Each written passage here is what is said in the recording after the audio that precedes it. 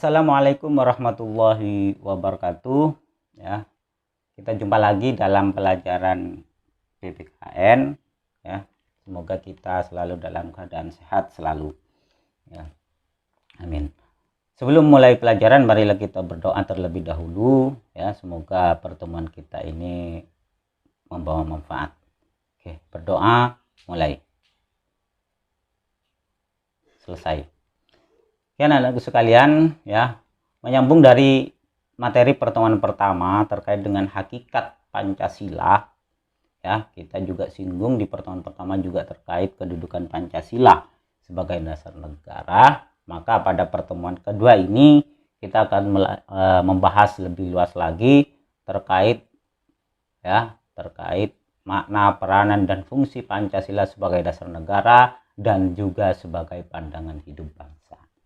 Oke, kita bahas satu persatu dari dasar negara sebagai dasar negara. Oke, suatu negara itu sangat penting sekali untuk memiliki dasar. Berdirinya negara itu harus berdasar atau memiliki dasar, fondasi landasan, ya, yang kuat untuk menopang berdirinya negara. Di dalam dasar negara ini memuat ciri, cita-cita, acuan, dan tujuan yang ingin dicapai suatu negara. Lalu apa yang dipilih bangsa Indonesia, ya, untuk mendirikan negara Indonesia ini? Kita tahu bahwa dalam perumusannya kita telah memilih Pancasila yang kemudian ditetapkan, disahkan pada tanggal 18 Agustus oleh PPKI, ya, yang termuat dalam naskah pembukaan alinea keempat, ya. Ini memberikan konsekuensi hukum berupa penetapan Pancasila sebagai dasar negara. Nah, konsekuensi hukum ini tentunya mengikat kita semua untuk melaksanakan nilai-nilai Pancasila ini, ya, dalam kehidupan sehari-hari. Ya, dan juga mengikat seluruh lembaga negara, lembaga masyarakat, dan setiap warga negara untuk menaatinya tanpa terkecuali. Ya. Oke.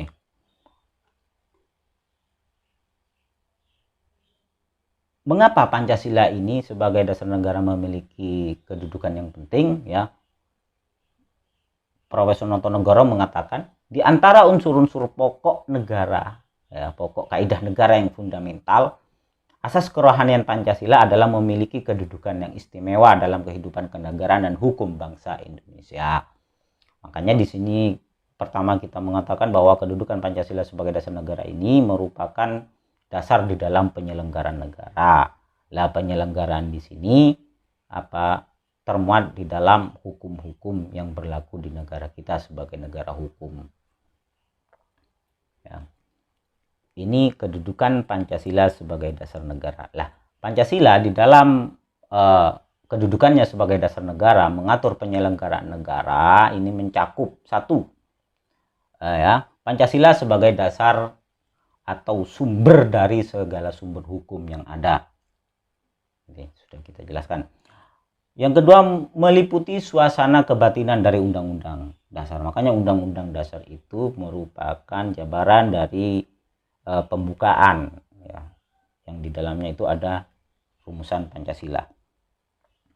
Pancasila mewujudkan cita-cita hukum bagi hukum dasar negara, baik hukum dasar tertulis maupun tidak tertulis. Nah, Pancasila ini sebagai dasar penyelenggaraan negara, sumber hukum ini merupakan mewujudkan cita-cita hukum dasar. Hukum dasar ini konstitusi, undang-undang dasar, ya, baik tertulis maupun tidak tertulis. Yang selanjutnya, ya, Pancasila memuat norma yang mengharuskan dan mewajibkan penyelenggaraan negara dan elit politik. Nah, karena Pancasila sebagai dasar negara itu adalah mengatur penyelenggaraan negara, maka seluruh elit politik penyelenggara negara harus memegang teguh, ya, cita-cita moral Pancasila. Nah, yang terakhir, ya, dasar pedoman, ya, penyelenggara negara dan seluruh kehidupan warga negara. Jadi negara diatur bagaimana, ya itu harus disesuaikan dengan Pancasila. Itu maksud ya dasar di dalam penyelenggaraan negara. Lah, sebagai sumber dari segala sumber hukum yang mengatur negara, ya Pancasila ini memiliki konsekuensi atau fungsi sebagai berikut. Yang pertama, sebagai dasar tolak pangkal perundang-undangan. Ya. Jadi undang-undang yang lahir di Indonesia ini ya berdasar atau berpangkal dari nilai-nilai Pancasila. Ya. Jadi yang kedua, sebagai papan uji bagi peraturan perundang-undangan di Indonesia. Nah, kita tahu bahwa Undang-Undang Dasar ini karena merupakan suasana kebatinan ya dari Pancasila, atau Pancasila ini, Undang-Undang Dasar ini merupakan suasana kebatinan dari nilai-nilai Pancasila, maka undang-undang itu merupakan jabaran dari nilai-nilai Pancasila. Konstitusi itu merupakan jabaran dari nilai-nilai Pancasila. Yang ketiga, sumber bahan hukum. Lah, hukum yang ada di Indonesia sumber-sumbernya, bahan-bahannya diambilkan dari Pancasila itu sendiri. Nah, itu maksudnya dari sumber dari segala sumber hukum. Lah, itu yang dimaksud dengan Pancasila sebagai dasar negara. Nah, lalu kita yang kedua, yaitu Pancasila sebagai pandangan hidup bangsa. Ya. Pancasila sebagai falsafah atau pandangan hidup bangsa ini dimaknai sebagai pegangan atau petunjuk dalam kehidupan sehari-hari untuk mencapai kesejahteraan, kebahagiaan dalam kehidupan masyarakat Indonesia yang beraneka ragam. Ya. Pancasila sebagai pandangan hidup mengandung nilai-nilai luhur, tadi sudah dikatakan juga, yang terkristalisasi dalam kehidupan sosial suatu masyarakat dan harus tercermin ya dalam dimensi kehidupan pribadi, keluarga, sekolah, masyarakat, ya bangsa dan negara. Ya, tidak hanya jadi nilai-nilai saja, tapi harus terkristalisasi dan tercermin dalam perilaku kita sehari-hari. Ya. Setiap bangsa yang ingin tetap survive, kukuh, ya jelas mau kemana, ya di tengah terpaan, ya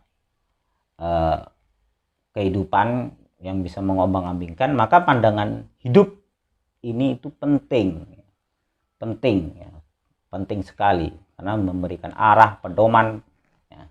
Dan juga kita dalam hidup juga pasti menemui berbagai macam persoalan. Lah, untuk mengatasi ini maka kita perlu yang namanya pandangan hidup. Jadi di sini dapat dikatakan Pancasila sebagai pandangan hidup bangsa merupakan pegangan, pedoman, ya, arahan yang mengikat seluruh warga masyarakat baik secara perorangan ya maupun sebagai satu kesatuan bangsa, ya,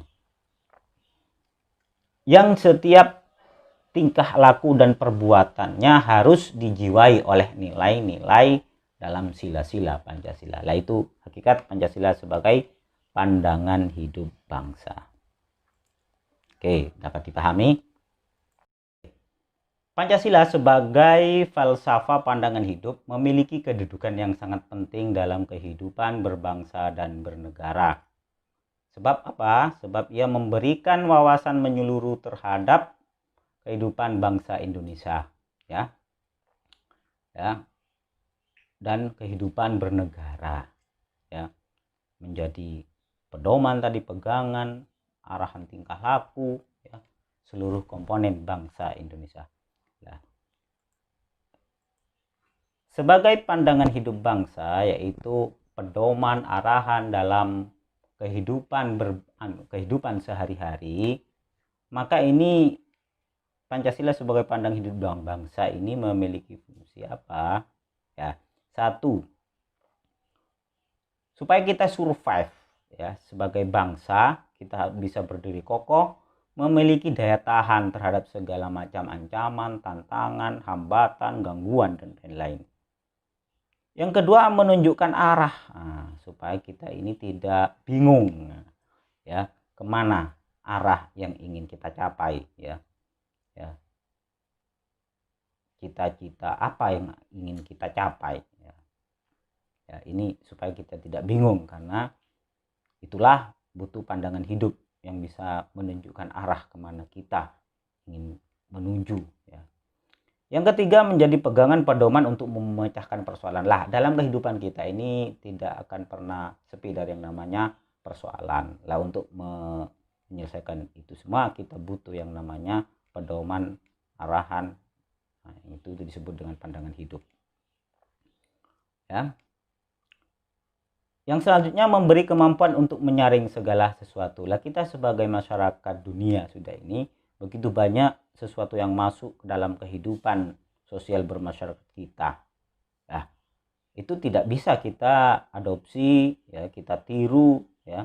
Maka perlu yang namanya saring gagasan yang masuk. Apakah ini sesuai dengan pandangan hidup kita? Kenapa? Karena pandangan hidup kita inilah yang kemudian membedakan dengan bangsa-bangsa lainnya. Oke, itu Pancasila sebagai pandangan hidup. Nah, dalam melaksanakan, ya, atau mengamalkan Pancasila sebagai dasar negara dan pandangan hidup bangsa ini, maka kita dalam mengamalkan sila-sila Pancasila ini tidak bisa dilaksanakan secara terpisah-pisah, karena Pancasila ini merupakan satu kesatuan yang saling berkaitan dan utuh. Dalam pelaksanaannya, sila ke sila ini saling menjiwai dan dijiwai oleh sila-sila lainnya. Maksudnya, sila pertama menjiwai sila kedua, ketiga, keempat, kelima, ya. Sila kedua dijiwai sila pertama, menjiwai sila 3, 4, 5 dan seterusnya itu ya, menyesuaikan. Lah, contohnya bagaimana? Ya. Contohnya begini. Sila pertama itu ketuhanan yang Maha Esa. Ini merupakan sila pertama dan utama untuk menjiwai keempat sila di bawahnya. Artinya, paham ketuhanan itu diwujudkan dalam paham kemanusiaan yang adil dan beradab. Maka, dorongan keimanan dan ketakwaan seseorang kepada Tuhan yang Maha Esa ini menentukan kualitas dan derajat kemanusiaan seseorang. Ya. Yang kedua, semangat ketuhanan hendaknya pula diyakini segenap bangsa Indonesia untuk bersatu di bawah nilai ketuhanan ini. Maka perbedaan-perbedaan di antara warga negara Indonesia yang sangat beragam ini tidak perlu diseragamkan, melainkan dihayati sebagai kekayaan, ya, yang anugerah Tuhan yang Maha Esa yang wajib disyukuri, ya. Maka dalam hal ini dapat kita pahami bahwa ketuhanan yang Maha Esa ini merupakan pandangan dasar yang bersifat primer yang menjiwai keseluruhan sila-sila Pancasila di bawahnya.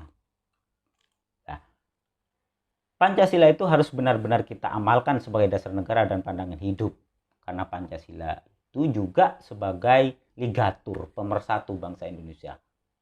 Kita tidak heran bahwa berbagai macam perdebatan terkait dengan dasar negara yang dibahas dalam sejarah kenegaraan kita memilih Pancasila sebagai kesepakatan bersama. Maka Pancasila inilah titik temu bangsa Indonesia yang mempersatukan segala macam perbedaan masyarakat warga Indonesia.